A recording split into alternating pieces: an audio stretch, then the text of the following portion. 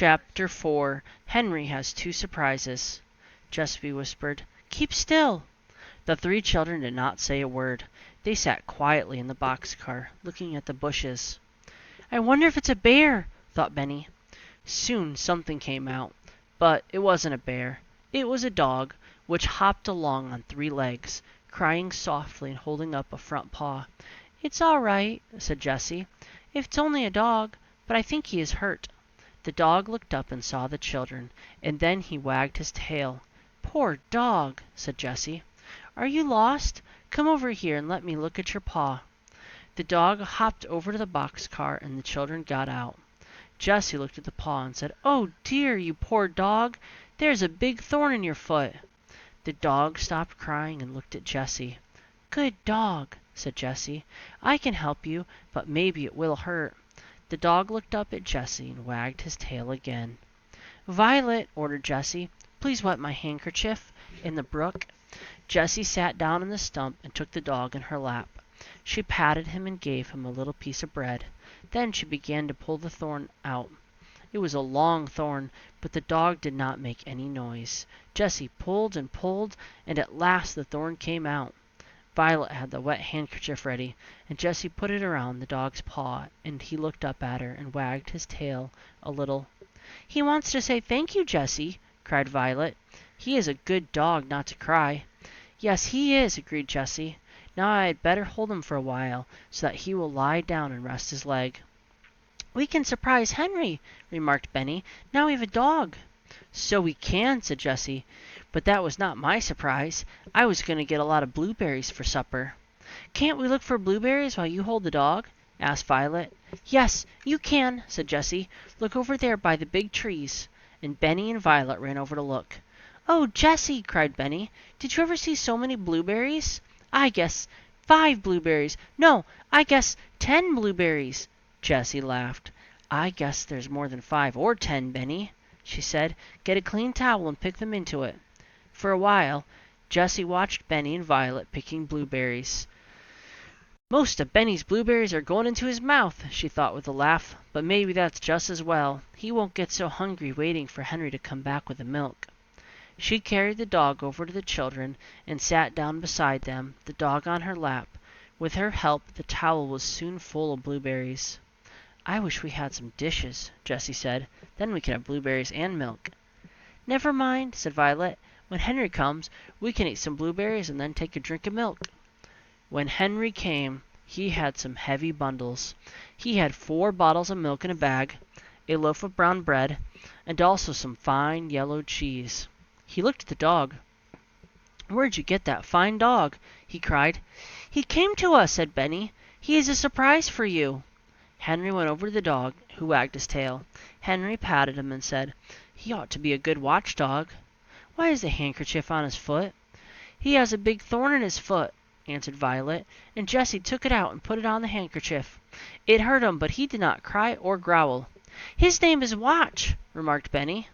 "Oh, is it?" asked Jessie, laughing. "Watch is a good name for a watchdog." "Did you bring some milk?" asked Benny, looking hungrily at the bottles. "I should say I did," replied Henry. 4 bottles.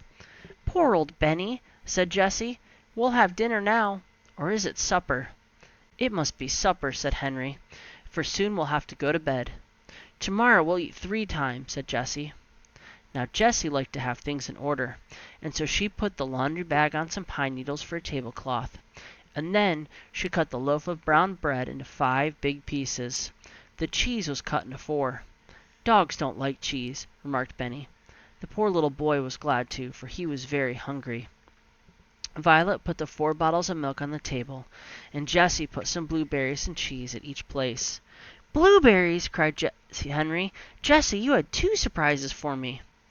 "I'm sorry we haven't any cups," Jessie said. "We'll have to drink out of the bottles. Now all come and sit down."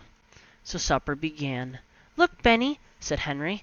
"You take some blueberries and eat some of the brown bread, then some cheese, and then take a drink of milk." "It's good," said Benny, and he began to put more blueberries into his mouth. The dog had supper too. Jessie gave him bread as he lay on the ground beside her, and he drank milk out of her hand. When supper was over, there was some milk left in each bottle. "We'll have the rest of the milk for breakfast," said Jessie.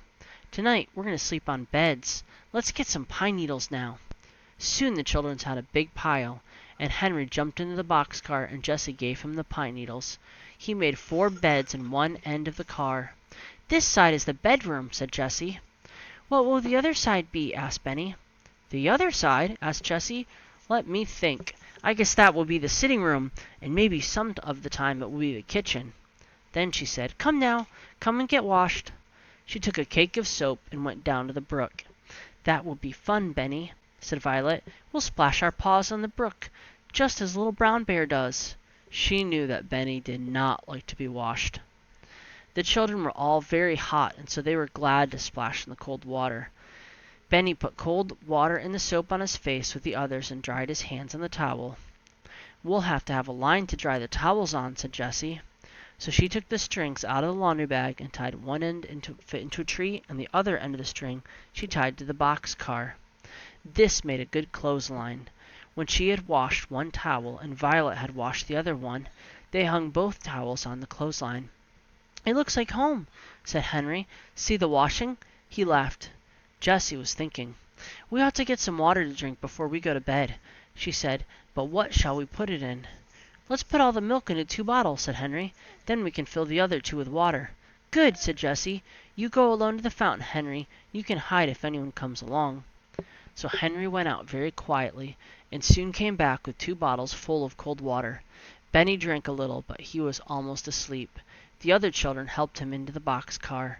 Then they all climbed in, Jessie carrying the dog. He lay down at once beside her. "It's so hot we'll have to leave the door open," said Henry. Soon they were fast asleep, "dog and all," said Henry. The moon came up, but they did not see it. This was the first time in 4 days that they could go to sleep at night, as children should.